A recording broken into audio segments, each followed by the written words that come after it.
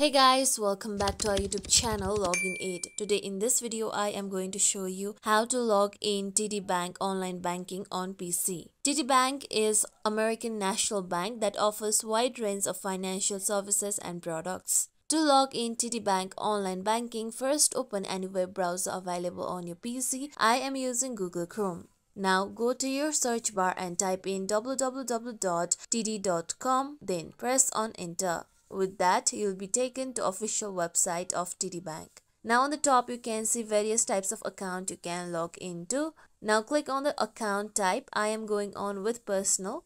Then here you can see easy web online banking option. Now click on the option of login. With this, you'll be taken to login page of TD Bank. Now here you need to first enter your username, or you can also enter your access card.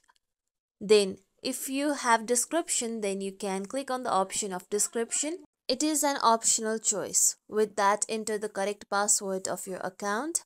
If you want your password and your username to be remembered, then click on remember me box. With that, if you don't remember your username or password, click on the option of forgot your username or password. With this, click on the option of login. Then here you need to go through the process of account verification, where you will receive a mail or a text message.